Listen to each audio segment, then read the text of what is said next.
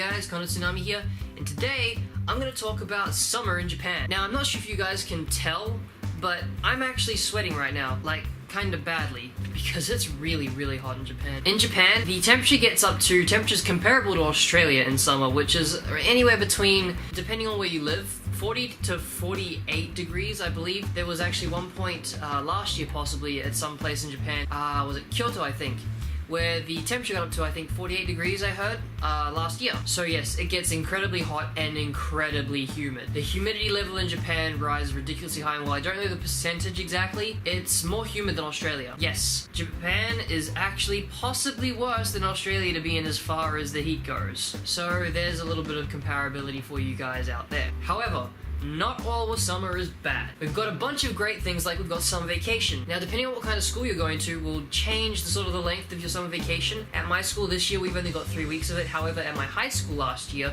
we got 6 weeks. And at university, I believe you get 6 to 8 weeks, I think.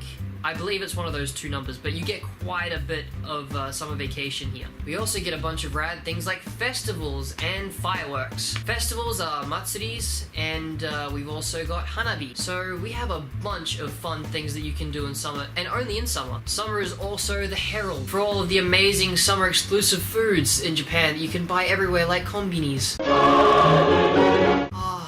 Magical. Everyone praise the food. So yeah, Japan becomes a pretty good place to be during summer despite the heat. At the very start of summer, I believe it is actually, that we have tanabata as well, which is where you sort of write your wish on a piece of paper and then you hang it on a tree at temples and such. And the story, I don't remember the exact story behind tanabata, but essentially you write your wish and it's supposed to be left there for the day or however long tanabata is, and then it's written in a way so that, you know, God can see it, and then God sees your wish and the wish is sent up to God, and then, you know, the wish is supposedly supposed to be granted, which is cool and all. I'm not a big religion person myself, but it's a cool tradition for summer. As for fireworks, I know that in a few countries, it's actually illegal to sell and use fireworks, but here in Japan, it's a very commonly practiced thing, like to just have your own fireworks and go out to the beach or something and light fireworks off with friends.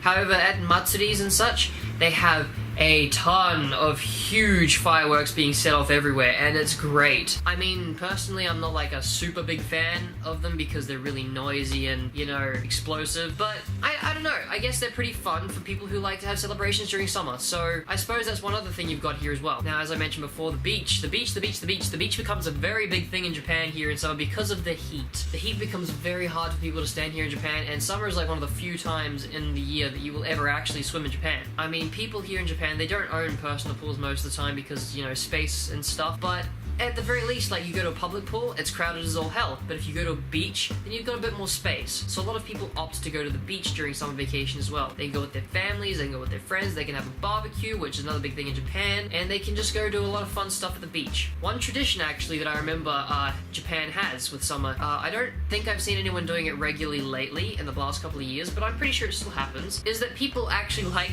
having a game where they tie a blindfold to their heads and then they spin around with a baseball bat and then they go and destroy precious watermelons. You know what I mean by precious watermelons is they are extremely expensive here in Japan, and I don't know why they would go break it open on the sand with a bat. I mean, it just doesn't make any sense, guys. Come on. I mean, watermelons are supposed to be precious here. I mean, with the amount that they cost and all, why would you go bust them open and, you know, just not really use them for much? I mean, you get to eat a little bit, but with the explosion that ensues after having busted it open, a bit of a waste, don't you think? Anyways, that's pretty much some of the cool stuff with summer here in Japan. You've got your temperature, you've got your humidity, you've got your matsuri, you've got your hanabi, you've got your tanabata, and you've got your beachy, and you've got your...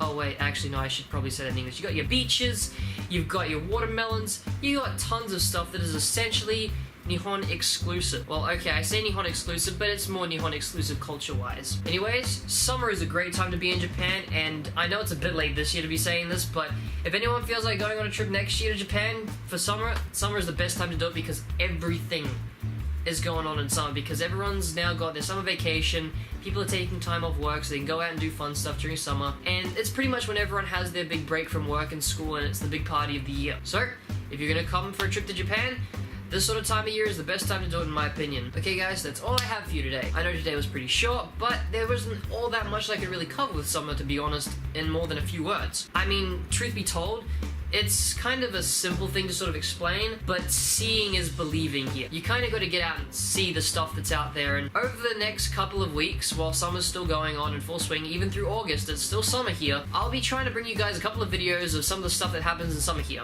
So, look forward to that. If you have any more questions on summer I didn't manage to answer, feel free to leave a comment down below, because I answer as many of the comments as I possibly can, and try and get to all the questions that you have to ask. As always, if you enjoyed, a like is always appreciated, and hit that subscribe button if you want to see more Japan 101 every week.